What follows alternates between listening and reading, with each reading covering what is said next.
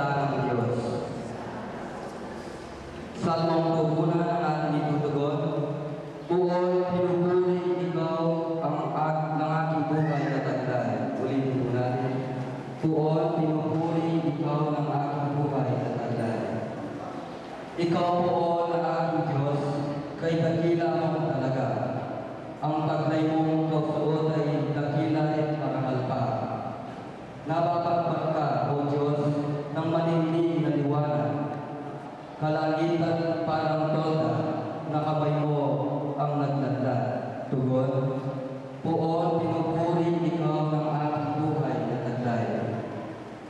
Ang ginawa mong tahanan ay tubig sa itaas. Ang koro mong sinasakyan ay ang papawiring ulam. Sa pakpakangan ng mga hangin ay doon ka lumalakad. Tagahatid ng balita ay hangin din sumisimol.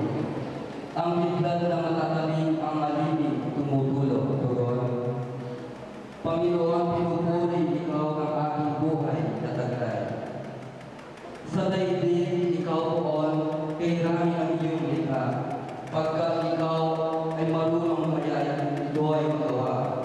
Pinupuri ikaw ng aking buhay na taglay. Lahat sila'y umaasa, sa iyo ay nag-aabang. Umaasa sa pagkain ng kanilang kailangan. Ang anumang kaloob mo ay kanilang tinatanggap. Mayroon silang kasiyahan pagkat bukas ang iyong plato. Ang matay kung kitnin mo ang hulingan. Mauuwi sa alabok pagkat doon mo pula sila. Tagday mo ang kalangitan buhay nila ay balik. Bagong buhay ay dulot mo sa nilikha sa iyong tulong. Poon, pinupuri ikaw ng aking buhay na taglay. Magsitaw niyo po ang lahat at pangalan ng mga marunong balita. Hallelujah, darating ang Panginoon sa Espiritu na po'y magbibigyan siya na aton. Hallelujah.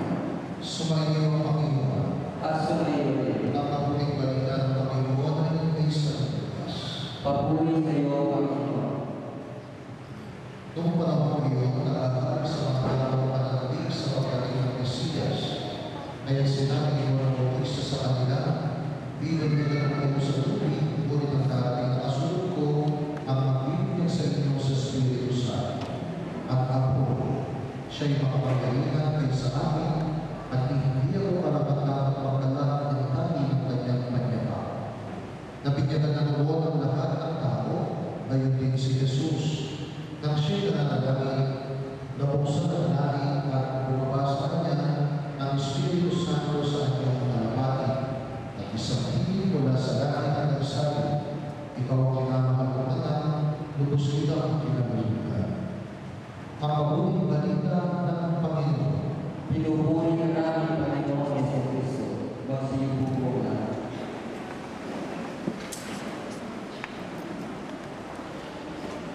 Madalas po natin narinig ang sinasabi ng mga matatanda tungkol sa kasal.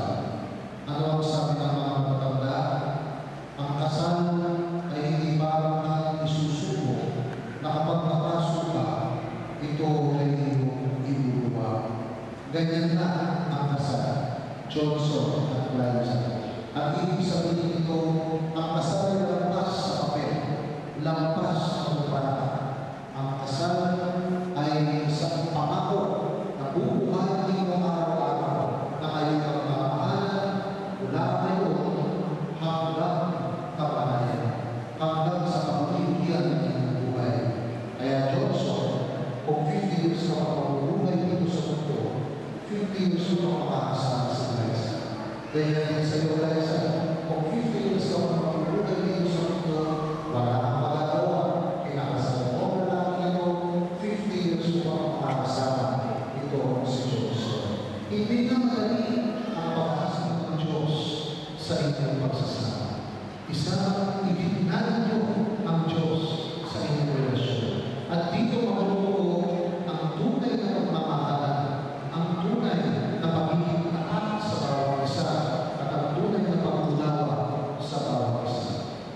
nga ako siguro madali ang pag-aasawa.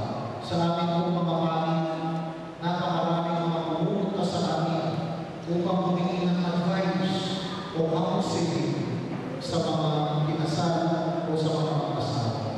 Kung iisipin lang namin sa lahat ng mga problema ng mga asawa, sinasabi ko na lang sa sarili ko, buti na lang, hindi ako nag-asawa. Dahil talagang hindi magaling ang mga problema pinaranas ng mga mag-asawa. Pero kakayanan nyo dito, Joshua at Liza, sa pamamagitan ng inyong pagtitiwala at paniniwala sa Panginoon at pagtitiwala at paniniwala sa bawat isa. Kaya kasama ng inyong mga magulang, ng inyong mga inang, amin na nananamin na sana inyong pagsasama ay maging maluwag at paspasan kayo ng Panginoon at mabuhay kayo bilang mag-asawa, magmamahalan kayo mula ngayon hanggang kamay. Kaya umasa kayo na kami ay pagpiling sa panalangin. At kayo naman po na ngayon ay manalangin para ang Diyos o ang Liza upang sila yung tulungan ng Panginoon sa kanilang pagsasama bilang mag-asawa. Hinihiling ko kayo sa inyong dalawa na buong katapatan ninyong ipakaya ang inyong pagkakas sa isa't isa.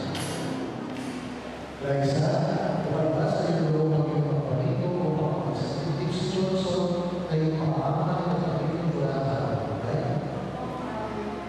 Johnson, wala sa iyo ang iyong pagpapalito upang magsasakitin si Liza ay pamahaman ng pagpapalito wala na ang bagay.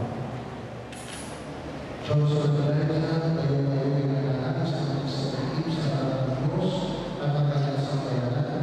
Pagsamahin ninyo ang mga pangalan, yung mga pangalan, para ninyo hindi mag-ipan sa evento ng kasal. Liza, sumasama ang talagang may kasal sa Johnson at ating tulong ay sulit sa basa at ang tulong na ating pagkakas sa lahat. Pupuso at pagkakaroon sa kanya sa Pilipinas kanyang inipahan. Pupuso pa siyang pinakaroon bilang masabi. Johnson, sumasakay ang mga pinasal sa Liza. Nanay kayo na rin sulit sa batas at maraming tunay na ating pagkakaroon sa lahat. Pupuso pa ang pagkakaroon sa kanya sa Pilipinas kanyang masabi. Pupuso pa siyang pinakaroon bilang kailangan. Ngayon ay hindi ko sa inyong dalawa, pagkasalin niyo ang pagkakalin.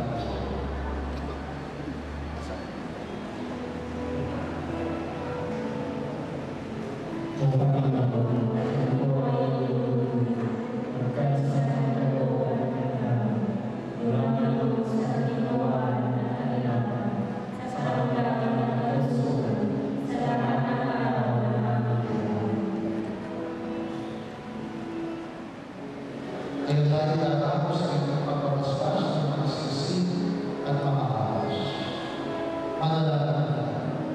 Paspasan mo kami